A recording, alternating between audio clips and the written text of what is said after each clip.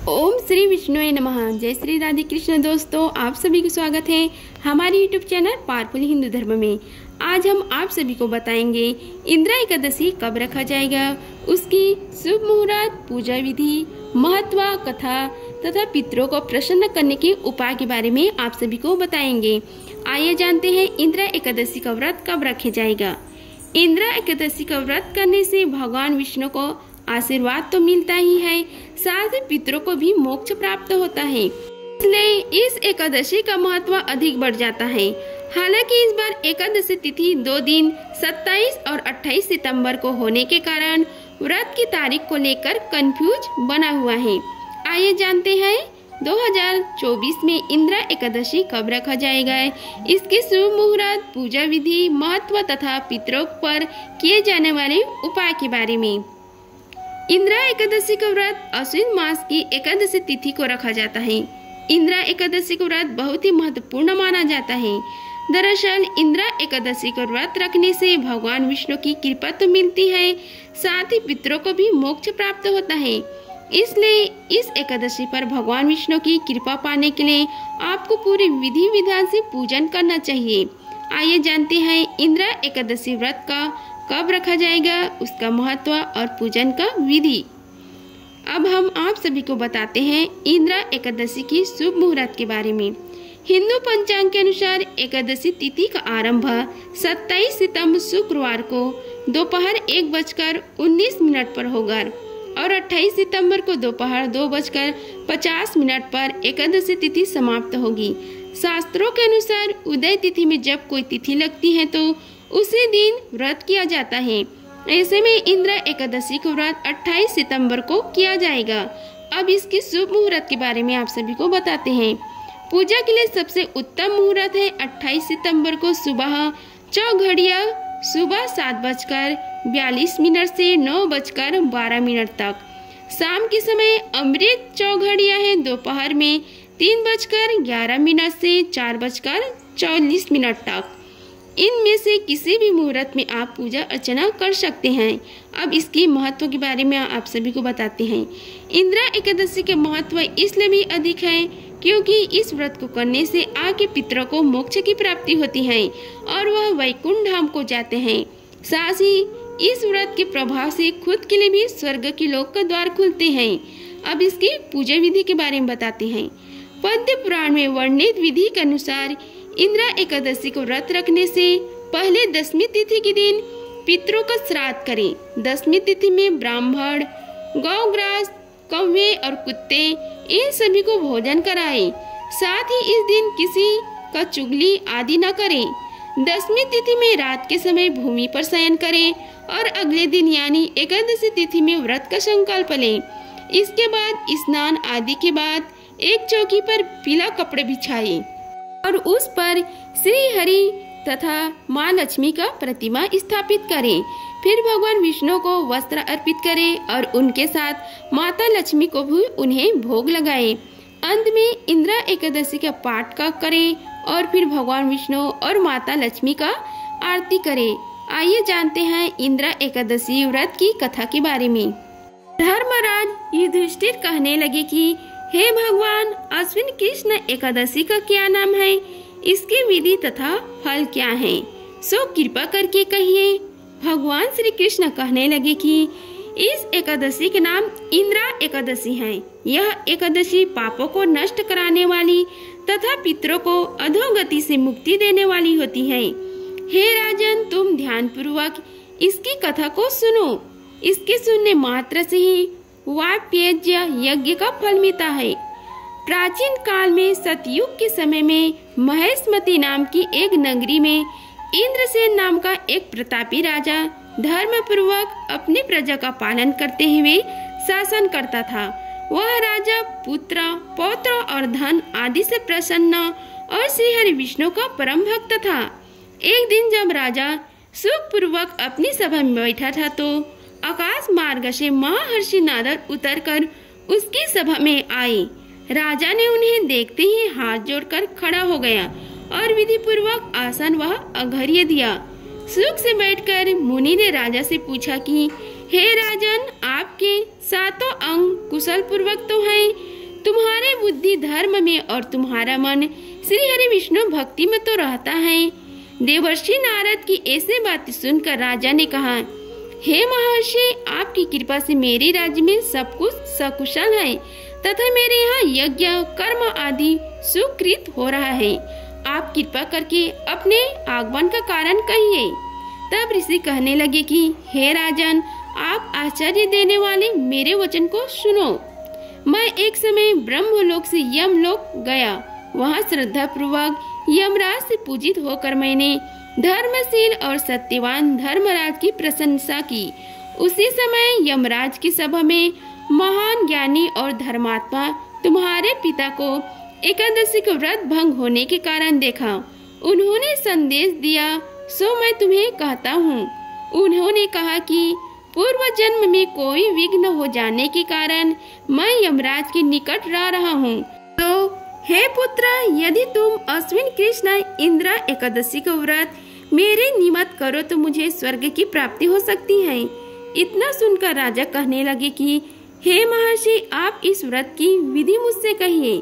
नारद जी कहने लगे कि अश्विन मास के कृष्ण पक्ष की दशमी के दिन प्रातः काल श्रद्धा पूर्वक स्नान आदि निर्वृत्त होकर पुनः दोपहर को नदी आदि में जाकर स्नान करें। फिर श्रद्धा पूर्वक पितरों को श्राद्ध करें और एक बार भोजन करें। प्रातः काल होने पर एकादशी के दिन दातुन आदि करके स्नान करें। फिर व्रत के नियमों को भक्ति पूर्वक ग्रहण करता हुआ प्रतिज्ञा करे कि मैं आज संपूर्ण भोगों को त्याग कर निराहार एकादशी का व्रत करूंगा। हे अच्युतम, हे पुंडरीकाक्ष, मैं आपकी शरण में हूँ, आप मेरी रक्षा कीजिए।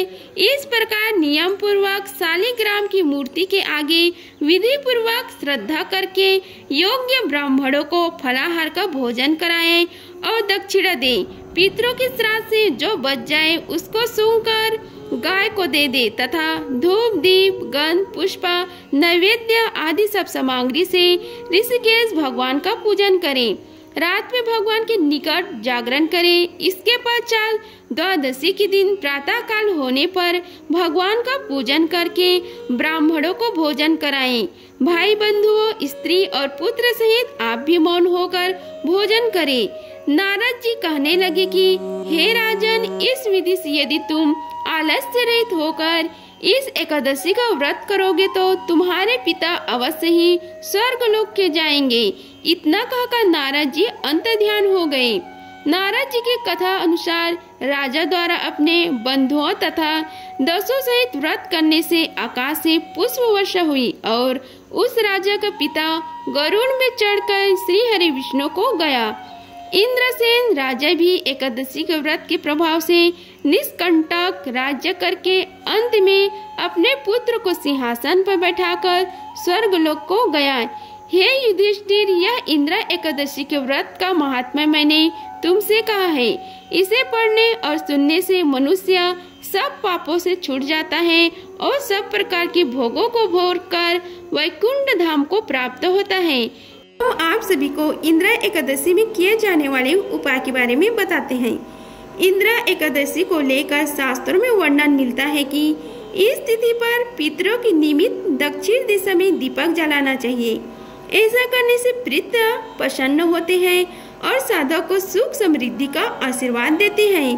साथ ही इस दिन एक काले कपड़े में एक मुट्ठी दाल काले तिल बांधकर उन्हें घर की दक्षिण दिशा में रख दें। अब इन्हें द्वादशी तिथि के दिन किसी गाय को खिला दें। इस उपाय को करने से भी पितृ प्रसन्न होते हैं। पीपल के पेड़ में त्रिदेव यानी ब्रह्मा विष्णु और महेश का वास होता है। ऐसे में इंद्र एकादशी पर पीपल के पेड़ के नीचे दीपक अवश्य जलाएं और पीपल की 11 बार परिक्रमा करें। इसी के साथ आप वृक्ष के नीचे बैठकर श्री हरि विष्णु सहस्त्रनाम स्तोत्र का भी पाठ जरूर कर सकते हैं। ऐसा करने से पितरों की दया दृष्टि आपके और आपके परिवार के ऊपर हमेशा बनी रहती है। पितरों की कृपा प्राप्ति के लिए इंद्र एकादशी पर ओम नमो भगवते वासुदेवाय नमः मंत्र का कम से कम 108 बार जाप करना चाहिए। ऐसे करने से पितरों की आत्मा को शांति मिलती है और साधक के सभी कार्य बनने लगते हैं। इसी के साथ पितृपक्ष की एकादशी पर जरूरतमंदों और गरीबों में घी, दूध, दही और चावल का दान करें। इससे आपके पितरों का आशीर्वाद मिलता है। इंद्रा एकादशी के दिन किसी विष्णु मंदिर में जाकर विष्णु सहस्त्र नाम का पाठ करें। उन्हें पीले रंग की पुष्प, माला, वस्त्र, मिठाई अर्पित करें। साथ ही गाय के घी का दीपक जलाएं। भगवान को पीले केसर या चंदन का भी तिलक लगाएं। एकादशी के दिन आप नर्सरी से गेंदे का पौधा लाकर उसे छत पर रखें। ऐसा करने से गुरु की अनुकूलता प्राप्त होती है और भाग्य चमक उठता है। घर में तुलसी के पौधे को ईशान कोण उत्तर पूर्व दिशा में रखना चाहिए। 11 के दिन सूर्य अस्त के समय इस तुलसी के पौधे को निकट गाय के घी का दीपक अवश्य जलाना चाहिए। इससे पैसों की तंगी दूर होती है। इस दिन सुबह जल्दी उठकर किसी मंदिर में स्थित पीपल अथवा बरगद के पेड़ के पास जाएं, उसे पानी से सींचें तथा उसमें देसी घी का दीपक जलाएं। इसके बाद वहां पर थोड़ी देर शांति से बैठकर भगवान का नाम स्मरण करें और घर वापस आ जाएं। यह उपाय मानसिक अशांति और तनाव को दूर करता है। स्वास्थ्य से जुड़ी छोटी छोटी समस्याएं भी इससे दूर हो जाती हैं। एकादशी के दिन सभी तरह के तामसिक भोजन, मांस, मदिरा, अंडा, मछली, लहसुन, प्याज, तेज नमक, मिर्चा आदि से दूर रहना चाहिए। यदि हो सके तो इस दिन फलाहार करना चाहिए। ऐसा करने से भाग्यों में मेहरबान होता है। एकादशी के दिन किसी मंदिर में जाकर विष्णु सहस्त्र नाम का पाठ करें। हिंदू धर्म में इंद्रा एकादशी का विशेष महत्व बताए गए हैं। अतः इस दिन पूरे मन से व्रत रखकर पितरों के निमित्त तर्पण करें तथा ब्राह्मणों को भोजन कराने से सभी मनोकामना पूर्ण होती है। इंद्रा एकादशी को व्रत समस्त पापों से भी मुक्ति दिलाने वाले और जीवन की सभी परेशानी को दूर करने में महत्वपूर्ण माना गया है। अतः इस दिन व्रत अवश्य रखें। एकादशी के दिन संयम काल के समय तुलसी के पौधे के सामने घी का दिया जलाएं। साथ ही ओम वासुदेवाय नमः मंत्र का जाप करें तथा 11 परिक्रमा करने से घर में सुख व समृद्धि, धन धान्य तथा सौभाग्य में वृद्धि होती है तथा परिवार में आ रहे संकट दूर हो जाता है। इंद्रा एकादशी के व्रत के दिन कथा पढ़ने और सुनने मात्र से मनुष्य सब पापों से छुटकारा मिल जाता है तथा सभी प्रकार के सुखों को प्राप्त कर वैकुंठ धाम को प्राप्त करता है। अश्विन मास की पितृ पक्ष में पड़ने से इस एकादशी का व्रत रखने से पितृ प्रसन्न होते हैं और उन्हें मोक्ष प्राप्त होता है। यदि आप कर्ज से परेशान हैं तो इंद्रा एकादशी के दिन पीले पुष्प, केला, तुअर दाल, चने की दाल, हल्दी तथा अन्य पीले रंग की वस्तुएं भगवान श्री हरि विष्णु को पूजा में अर्पित करके इसे गरीब में बांट देना चाहिए। इससे जल्दी ही ऋण से मुक्ति के रास्ते खुल जाते हैं तथा कर्जा खत्म हो जाता है। अश्विन मास कृष्ण पक्ष की इंद्रा एकादशी के दिन पीपल के वृक्ष के नीचे सरसों के तेल का दीपक जलाने से पितरों के आत्मा को शांति मिलती है तथा धन संबंधी समस्याएं दूर होकर घर में धन आगमन होता है। इंद्रा एकादशी के दिन श्री हरि विष्णु का पाठ करें। साथ ही परिवार की सभी नकारात्मक ऊर्जा समाप्त होकर संकट टल जाता है तथा घर में सुख समृद्धि का संचार होता है। धार्मिक दृष्टि से अश्विन मास बहुत महत्व माना गया है। अतः इंद्रा एकादशी को व्रत कथा सुनना पुण्यकारी होता है। अगर कोई व्रतधारी इस दिन व्रत कथा नहीं सुनता या पढ़ता है तो यह व्रत अधूरा रह जाता है। अतः कथा वचन अवश्य करें। पूर्वजों को प्रसन्न करने हेतु इंद्रा एकादशी के दिन ब्राह्मण भोज कराने से पितृ खुश होकर परिवारजनों को आशीर्वाद देते हैं तथा पितृ दोष भी दूर हो जाता है। अगर आप सभी को हमारी वीडियो अच्छी लगी होगी तो वीडियो को लाइक कीजिए, चैनल को सब्सक्राइब कीजिए और कमेंट बॉक्स में ओम नमो भगवते वासुदेवाय लिखें। धन्यवाद। मिलते हैं अगले वीडियो में, तब तक के लिए जय श्री राधे कृष्णा।